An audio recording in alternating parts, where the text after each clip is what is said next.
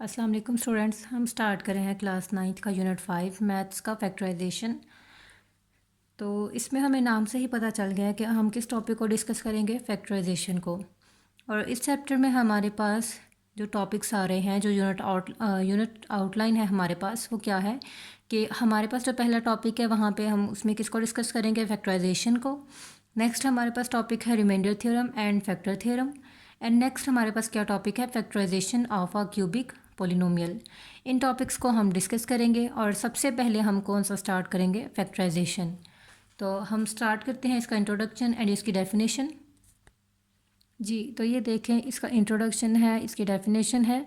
Factorisation की definition में क्या कहा गया है, if a polynomial P of X can be expressed as P of X is equal to G of X into H of X. कह रहे हैं कि अगर हमारे पास एक पोलिनोमियल है जो कि है पी ऑफ एक्स, इसको हम किसे एक्सप्रेस करते हैं, P of X is equal to G of X into H of X. जी, तो हमारे पास है G of X, P of X is equal to G of X into H of x.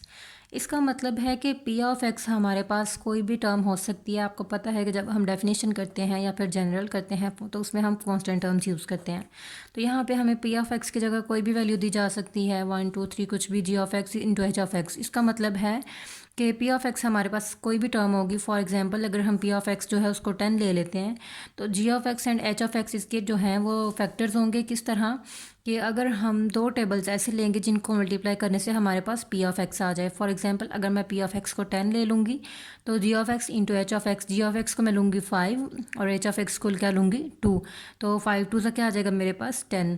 Then each of the polynomial G of X and H of X is called a prime factor of P of X. तो कह रहे हैं कि इस तरह जो है तमाम polynomial G of X and H of X क्या कहलाएंगे, हमारे पास factor of P of X. For instance in the distribution property, अब आपने पीछे डिस्ट्रीब्यूशन सेकंड चैप्टर में प्रॉपर्टी पढ़ी है, left distribution and right distribution. अब ये हमारे पास लेफ्ट डिस्ट्रीब्यूशन प्रॉपर्टी हमने लिखी है, तो उसमें क्या कहा गया है कि A and B plus C are factors of A B plus A C. कि अगर हम इसको सॉल्व करें तो हमारे पास ये आता है, एंड अगर इसको अगेन मल्टीप्लाई करें तो हमारे पास यही टर्म आ जाएगी। तो इसका मतलब है कि ये दोनों एक दूसरे के क्या हैं, ये सॉरी ए इंटू बी प्लस सी इसके क्या हैं, factors. When a polynomial has been written as a product consisting only of prime factors, कह रहे हैं कि अगर जो है पोलिनोमियल इस तरह लिखा जाए कि उसका जो प्रोडक्ट है, यानी कि जब अगर हम जी ऑफ एक्स और एच ऑफ एक्स को मल्टीप्लाई कर रहे हैं तो वो हमारे पास सिर्फ जो है वो प्राइम फैक्टर्स आएँ, तो ये हमारे पास फैक्टर क्या कहलाएगा, फैक्टर्ड कम्प्लीटली। जी, तो ये हमारे पास डेफिनेशन थी किसकी, फैक्टराइजेशन की। अब हम इसकी जो है हमारे पास एक्सरसाइज जो है 5.1, उसमें हमें 5 तरीके से सॉल्व करने हैं क्वेश्चंस, यानी कि उसमें जो है 5 टाइप्स दी गई हैं हमारे पास। तो हम स्टेप बाय स्टेप इसके टाइप्स को डिस्कस करते हैं कि किस तरह हम हर स्टेप को, हम किस तरह हर टाइप को सॉल्व करेंगे। तो हम अभी स्टार्ट करते हैं इसकी टाइप 1 एंड उसकी एग्जाम्पल। जी, तो ये देखें, हमारे पास जो टाइप 1 है वो हमारे पास क्या है, फैक्टराइजेशन ऑफ द टाइप के ए प्लस के बी इंटू सॉरी प्लस के सी। यानी कि जो हमारे पास टाइप 1 है उसमें इस तरह की टर्म्स दी जाएंगी और हमने उसको सॉल्व करना है। अब ये देखिए, हमारे पास एग्जांपल 1 है, हमारे पास क्या लिखा हुआ है, factorise 5a minus 5b plus 5c। अब आप देखें, इनमें से के कॉमन है तीनों में, यानी कि जो हमारे पास वैल्यूज़ आएंगी जिनको हमने फैक्टराइज करना है उनमें भी कोई चीज़ ऐसी होनी चाहिए जिसको हम कॉमन ले सकें। अब आप ये देखें, हम स्टार्ट करते हैं। हमारे पास क्वेश्चन क्या है,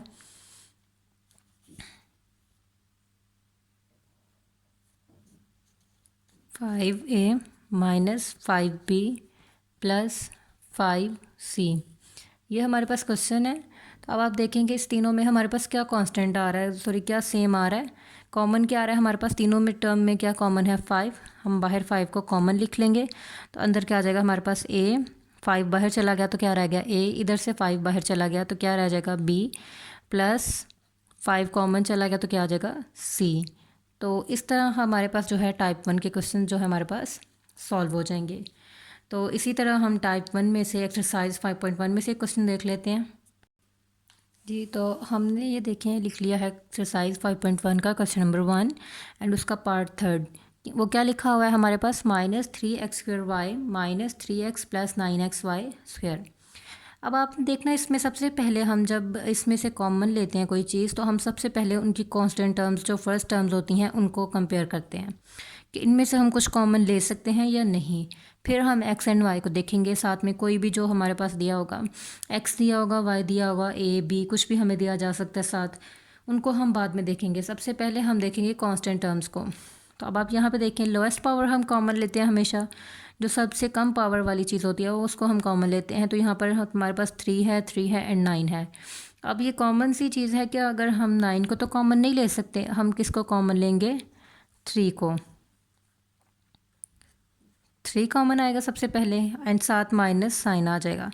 अब 3 कॉमन आ गया। अब नेक्स्ट देखें, एक्स आ रहा है, यहाँ पे एक्स स्क्वायर है, यहाँ पे एक्स की पावर जहाँ पे कुछ ना हो वहाँ पे एक्स की पावर क्या होती है 1, और यहाँ पर एक्स की पावर क्या है 1, यानी कि तीनों में एक्स भी है हमारे पास मौजूद, और लोएस्ट पावर हमारे पास क्या है एक्स की पावर 1, तो हम सिंगल एक्स भी बाहर कॉमन ले लेंगे इस तरह। अब नेक्स्ट बारी है हमारे पास वाई की। अब ये देखें, यहाँ पर वाई है, यहाँ पर वाई नहीं है, तो यहाँ पर भी वाई स्क्वायर है। अब हमारे पास अगर हमें कॉमन लेना था तो यहाँ पर भी y का होना हमारे पास बहुत कंपलसरी था। अगर यहाँ पे y नहीं है तो हम y को कॉमन नहीं ले सकते, हम सिर्फ उस टर्म को कॉमन ले सकते हैं जो तीनों में मौजूद हो। तो हमारे पास बाहर आ गया -3x। अब बस हमारे पास यही कॉमन आ सकता था, माइनस बाहर चला गया, अंदर आ गया +3, एक एक्स की पावर बाहर चली गई, ये 2 पावर्स हैं तो 1 + 1 होगी ना, तो 1 बाहर चली गई है तो अंदर क्या रह गया, एक पावर रह गया, एक्स रह गया। वाई बाहर कॉमन नहीं गया तो हम वाई को साथ लिख लेंगे। नेक्स्ट -3x दोनों बाहर चले गए हैं, ये प्लस हो जाएगा, तो यहाँ पे क्या रह जाएगा 1, माइनस बाहर गया तो साइन चेंज होगा, -3 3 ज़ा 9, एक्स हमारे पास एक ही था वो बाहर चला गया, और साथ क्या आ जाएगा वाई स्क्वायर। जी, तो इस तरह हम इसकी टाइप 1 को सॉल्व करेंगे। और एक्सरसाइज के जो क्वेश्चन नंबर 1 है उसके 6 पार्ट्स जो हैं वो हमारे पास सेम इसी तरह इसी मेथड से होंगे। बाकी हम जो है इसके जो टाइप 2 है वो नेक्स्ट वीडियो में डिस्कस करेंगे। उम्मीद करती हूँ आप सबको समझ आई होगी। थैंक यू, अल्लाह हाफ़िज़।